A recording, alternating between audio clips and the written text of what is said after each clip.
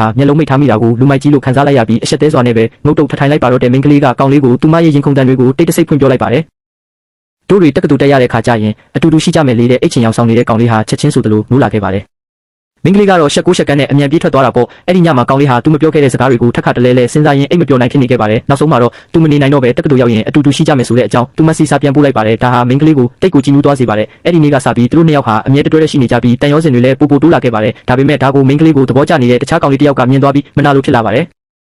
ဒါကြောင့်အတန်းစင်းချိန်မှာကောင်လေးဘေးကဖြတ်သွားတော့တမင်တကာခြေထိုးခံလိုက်တာကြောင့်ကောင်လေးရဲ့နားထဲကအကြားအာယုံကူညီတဲ့ဆက်ကလေးပြုတ်ကျသွားပါတယ်။အဲ့ဒီလူဟာဒါကိုမြင်သွားပြီးကောင်လေးမှာအကြားအာယုံချို့ယွင်းချက်ရှိနေမှန်းသိသွားပါတယ်။သူဟာချက်ချင်းပဲရုံမာတဲ့အကြံတစ်ခုရလိုက်ပါတယ်။မကြခင်မှာပဲကျောင်းရဲ့အတန်းသွင်းစနစ်ကနေအဲ့ဒီလူရဲ့အတန်ထွက်ပေါ်လာပါတယ်။သူဟာကောင်လေးမှာအကြားအာယုံဆက်တက်ထားရတယ်ဆိုတဲ့လျှို့ဝှက်ချက်ကိုလူသိရှင်ကြားဖွင့်ချလိုက်ပါတယ်ဒါကိုကြတော့အတန်းဖော်တွေအားလုံးကကောင်လေးကိုတနာစရာတတဝါလိုကြည့်ကြပါတယ်မိန်းကလေးကတော့အဲ့ဒီလူဒီလောက်အထိရုံမာလိမ့်မယ်လို့မထင်ထားခဲ့ပါဘူးသူမဟာဒေါသတကြီးနဲ့အတန်းလွန်ခန်းထဲကိုပြေးဝင်သွားပြီးအဲ့ဒီလူကိုအားရပါရထိုးပစ်လိုက်ပါတယ်အဲ့ဒီလူကတော့အံ့ဩသွားပြီးမဲ့အမားကိုမပြင်ပဲမိန်းကလေးအနေနဲ့သူ့ထက်ဆိုင်ရင်အကြားအာယုံချို့ယွင်းနေတဲ့ကောင်လေးကိုဘာလို့ပိုသဘောကျရတာလဲဆိုပြီးပြန်မေးပါတယ်မိန်းကလေးကနင်ကသူ့တပားကိုဘယ်လိုလေးစားရမလဲဆိုတာမသိလို့ပဲဒါကြောင့်နင်ဘယ်တော့မှသူ့ထက်တာလာမှမဟုတ်ဘူးလို့ပြန်ပြောလိုက်ပါတယ်ပြောပြီးတာနဲ့လှည့်ထွက်လာတဲ့အချိန်မှာပဲအခုမှရောက်လာတဲ့ကောင်လေးနဲ့တိုးပါတယ်သူမဟာတိုးဆုပ်မနေပဲကောင်လေးရဲ့လက်ကိုဆွဲပြီးအတန်းလွန်ခန်းထဲကနေခေါ်ထုတ်သွားပါတယ်ကျောင်းစင်တော်ကောင်လေးဟာသူ့တေချာမကြားရတဲ့အကြောင်းကိုပွင့်ပွင့်လင်းလင်းဝန်ခံနိုင်ပြီဖြစ်လို့မိန်းကလေးကအထိတ်အမှတ်အနေနဲ့နွားတို့လက်ဖက်ရည်ဝယ်ပေးလိုက်ပါတယ်တကယ်တော့ကောင်လေးရဲ့မိဘတွေဟာအကြားအာယုံချို့ယွင်းချက်ကြောင့်အတန်းဖော်တွေဝိုင်းနေဆက်မှာကိုကြောက်ခဲ့ကြတာပါ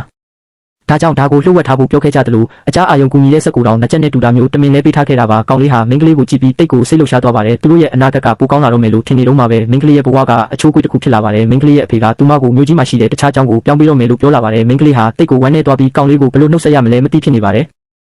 နောက်ရက်တွေမှာလည်းသူမဟာစိတ်နဲ့ကိုယ်နဲ့မကက်ဖြစ်နေတာပေါ့ကောင်လေးကတခုခုမှနေမှန်းရိပ်မိလို့မေးလိုက်တဲ့အခါမှာတော့မိန်းကလေးဟာမနှက်ပြန်ထွက်သွားတော့မယ့်အကြောင်းကိုတက်တီမွေးပြီးပြောပြလိုက်ပါတယ်ကောင်လေးဟာချက်ချင်းပဲဘာပြန်ပြောရမှန်းမသိအောင်ဆုံးသွားပါတယ်အဲ့ဒီညမှာပဲသူကသူမကိုအပြင်ခေါ်လိုက်ပါတယ်သူကခီးစဉ်တွေကိုအကုန်စီစဉ်ထားပြီးပြီဖြစ်လို့နောက်မှအားလည်းရရှိရတိုင်းသူမစီကိုလာလဲမယ်လို့ပြောပါတယ်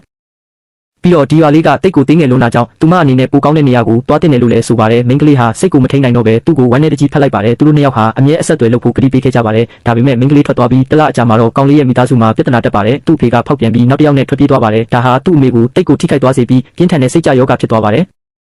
သူမဟာကိုမထိန်နိုင်ပဲကိုနာကျင်အောင်လုပ်လာပါတယ်ကောင်လေးဟာအမေဖြစ်သူကိုဆေးရုံအမြန်တင်လိုက်ရပြီးဆေးဖိုးပေးဖို့အတွက်မိန်းကလေးစီသွားဖို့ဆူထားတဲ့ပတ်စံတွေကိုတုံးလိုက်ရပါတယ်ဆရာဝန်ကတော့သူ့အမေဟာစိတ်ပိုင်းဆိုင်ရာထိခိုက်မှုတွေကိုထပ်မခံနိုင်တော့ဘူးလို့ဆိုပါတယ်သူမဟာသူမရဲ့သားကလည်းသူ့ဖေလိုပဲဆွန့်ပစ်သွားမှာကိုတိတ်ကိုကြောက်နေတာပါမိသားစုရဲ့ရုတ်တရက်ကန်ဆိုးမှုတွေကြောင့်ကောင်လေးဟာကိုတိတ်ငယ်လာပြီးမိန်းကလေးနဲ့မထိုက်တန်တော့ဘူးလို့ခံစားလာရပါတယ်မိန်းကလေးကပဲရစ်မှာကြောင်းသွားတက်တော့မယ်ဆိုတာကိုသိလိုက်ရတဲ့အချိန်မှာတော့သူကလမ်းခွဲဖို့ပြောလိုက်ပါတော့တယ်